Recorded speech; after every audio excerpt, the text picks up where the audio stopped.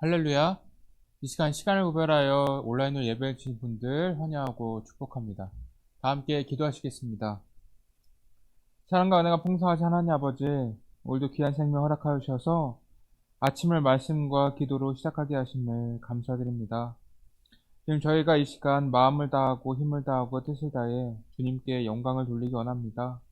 저희 안에 주님을 향한 사랑의 마음이 가득 찰 수 있도록 붙들어 주시고, 또한 저희 안에서 역사하시는 성령님의 인도하심을 따라 나아가는 저희들 될 수 있도록 인도하여 주시옵소서. 그래서 저희들이 이 어둡고 혼란스러운 세상 가운데서 주님의 자녀답게 온전하고 거룩한 삶을 살아갈 수 있도록 인도하여 주시옵소서. 이 시간 말씀을 듣습니다. 말씀을 전하는 자와 말씀을 듣는 모든 성도님들이 함께 은혜 받을 수 있도록 인도하여 주시옵소서. 이 모든 말씀 사랑의 예수님의 이름으로 기도드립니다. 아멘. 오늘 우리에게 주신 하나님의 말씀은 사사기 21장 1절에서 12절까지의 말씀입니다. 이스라엘 사람들이 미스바에서 맹세하여 이르기를 우리 중에 누구든지 딸을 베냐민 사람에게 아내로 주지 아니하리라 하였더라. 백성이 베델에 이르러 거기서 저녁까지 하나님 앞에 앉아서 큰 소리로 울며 이르되 이스라엘의 하나님 여호와여, 어찌하여 이스라엘에 이런 일이 생겨서 오늘 이스라엘 중에 한 지파가 없어지게 하시나이까 하더니, 이튿날에 백성이 일찍이 일어나 거기에 한 제단을 쌓고 번제와 화목제를 드렸더라. 이스라엘 자손이 이르되 이스라엘 온 지파 중에 총회와 함께하여 여호와 앞에 올라오지 아니한 자가 누구냐 하니, 이는 그들이 크게 맹세하기를 미스바에 와서 여호와 앞에 이르지 아니하는 자는 반드시 죽일 것이라 하였음이라. 이스라엘 자손이 그들의 형제 베냐민을 위하여 뉘우쳐 이르되 오늘 이스라엘 중에 한 지파가 끊어졌도다. 그 남은 자들에게 우리가 어떻게 하면 아내를 얻게 하리요? 우리가 전에 여호와를 맹세하여 우리의 딸을 그들의 아내로 주지 아니하리라 하였도다. 또 이르되 이스라엘 지파 중 미스바에 올라와서 여호와께 이르지 아니한 자가 누구냐 하고, 본즉 야베스 길르앗에서는 한 사람도 진영에 이르러 총회에 참여하지 아니하였으니 백성을 계수할 때에 야베스 길르앗 사라 주민이 하나도 거기 없음을 보았습니다. 회중이 큰 용사 12,000명을 그리로 보내며 그들에게 명령하여 이르되 가서 야베스 길르앗 주민과 부녀와 어린아이를 칼날로 치라. 너희가 행한 일은 모두 남자 및 남자가 잔 여자를 진멸하여 바칠 것이니라 하였더라. 그들이 야베스 길르앗 주민 중에서 젊은 처녀 400명을 얻었으니 이는 아직 남자와 동침한 일이 없어 남자를 알지 못하는 자라. 그들을 실로 진영으로 데려오니 이곳은 가나안 땅이더라. 아멘. 오늘 드디어 이 사사기의 마지막 시간입니다.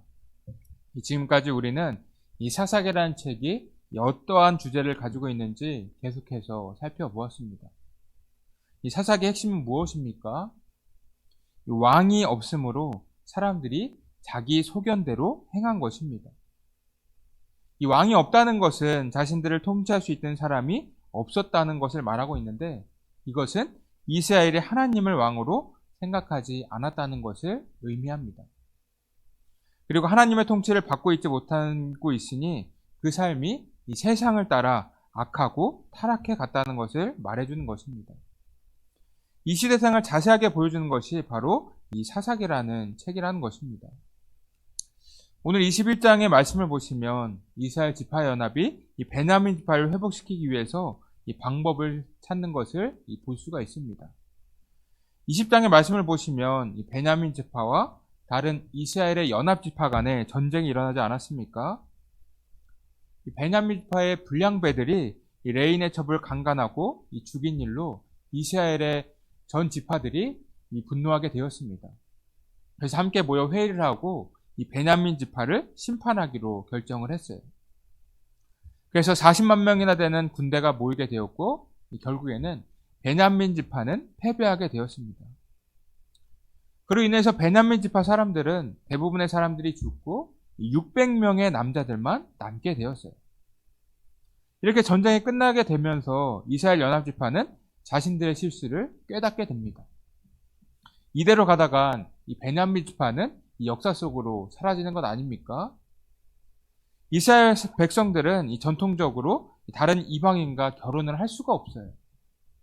가나안 원주민과 결혼을 하면 그들의 문화에 물들고 타락할 것을 알았기 때문에 하나님께서는 이방인과의 결혼을 금지시키셨습니다. 그래서 지금 베냐민 지파의 상황은 심각했어요. 남은 베냐민 지파 사람들 중에 여자가 없었다는 것입니다. 전쟁을 하면서 앞뒤 가리지 않고 모두 죽였다는 거예요. 그렇다고 다른 지파에 있는 여인을 그들에게 줄 수도 없는 상황입니다. 1절을 보시겠습니다. 이스라엘 사람들이 미스바에서 맹세하여 이르기를 우리 중에 누구든지 딸을 베냐민 사람에게 아내로 주지 아니하리라 하였더라. 이렇게 기록되어 있습니다. 이전에 미스바 총회에서 회의를 하였을 때 이스라엘 연합은 베냐민 지파에게는 아내를 주지 말자고 회의를 했고 맹세를 했습니다. 그리고 한 번 한 맹세는 지키려고 하죠. 그래야 하나님께 저주를 받지 않는다고 생각을 했던 것입니다. 여기서 우리는 이스라엘 백성들의 모순을 발견할 수가 있습니다. 여러분, 지금까지 이스라엘이 하나님의 뜻대로 살아갔습니까? 그들은 베냐민에게 회개할 기회나 잘못을 뉘우칠 기회를 주질 않았습니다. 그리고 형제 지파임에도 베냐민 지파 사람들을 모두 죽이려고 했어요. 그래서 지금 600명밖에 남지 않은 것 아닙니까? 베냐민 지파를 그렇게 생각하는 마음이 있었다고 한다면 그들과 전쟁을 할 때 40만 명이나 되는 사람들을 모으지도 않았을 거예요. 그리고 이들이 아내를 주지 않기로 한 맹세 또한 이 베냐민 지파를 이방인처럼 대한 것이나 다름이 없습니다. 신명기 7장 2절 3절 읽어드리겠습니다. 내 하나님 여호와께서 그들을 내게 넘겨 내게 치게 하시리니 그때에 너는 그들을 진멸할 것이라.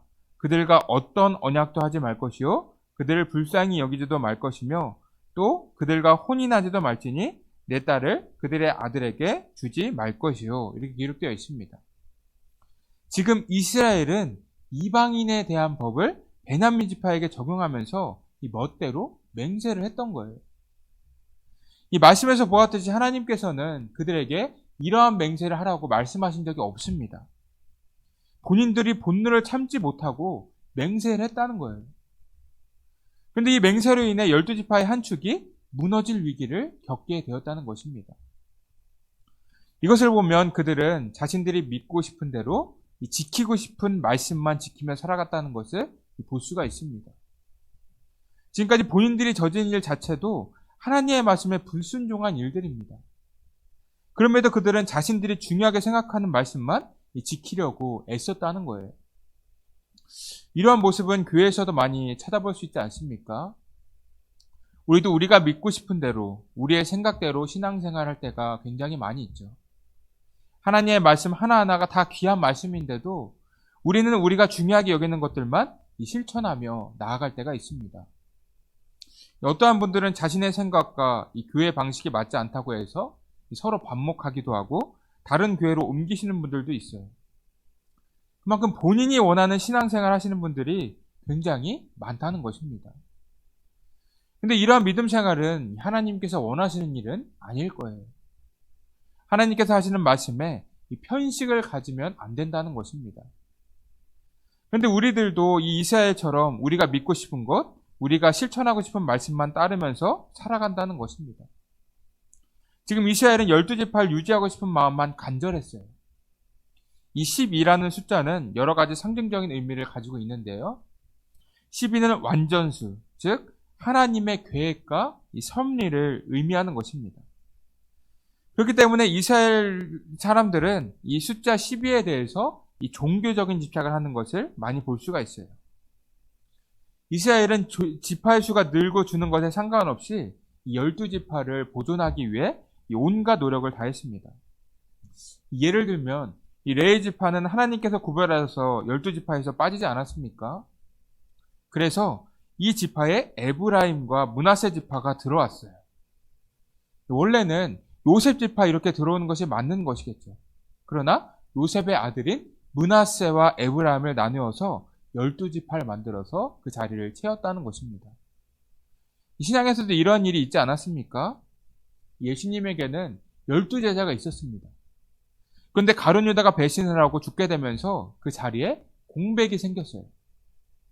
그래서 가룟 유다를 대신해서 마띠아를 제자로 선출하지 않았습니까? 그만큼 이스라엘 사람들은 이 10이라는 숫자의 상징성을 많이 담았다는 것입니다. 그래서 그들은 모여서 대책을 세우는데요. 그 대책이라는 것이 도저히 하나님의 백성들이라고 생각할 수 없는 이 대책이었습니다. 이 8절입니다. 또 이르되 이스라엘 지파 중 미스바에 올라와서 여호와께 이르지 아니한 자가 누구냐 하고 본즉 야베스 길앗에서는 한 사람도 진영에 이르러 총회에 참여하지 아니하였으니 이렇게 기록되어 있습니다. 여기서 야베스 길앗은 갓지파의 성읍이에요. 그런데 이들은 미스바 총회에 참석을 하지 않았습니다.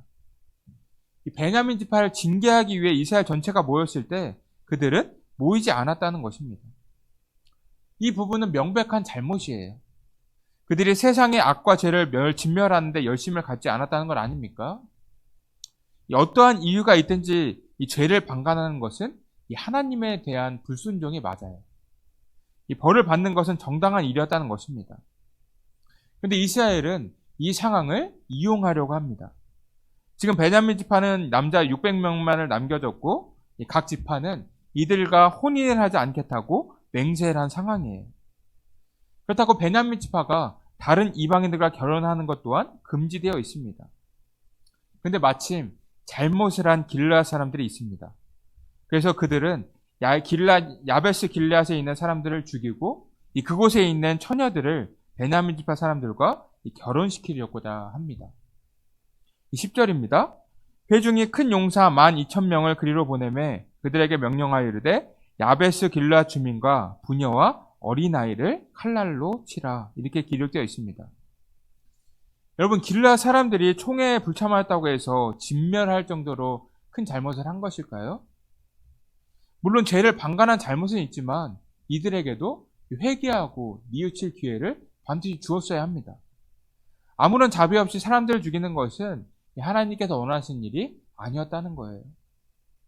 근데 죽이려면 다 진멸해야 하는데 이들은 처녀 400명만을 남겨놓습니다. 여기서도 우리는 모순을 발견할 수가 있죠. 지금 이스라엘은 부녀자와 어린아이들을 모두 죽였습니다. 이들이 죄 없는 아이들을 진멸한 이유는 이 공동체적 책임이 있다고 생각했기 때문이에요. 근데 죽이려면 다 죽였어야 하는데 처녀 400명만은 남겨두었다는 것입니다. 그 처녀들로 자신들의 잘못을 덮으려고 했다는 거예요.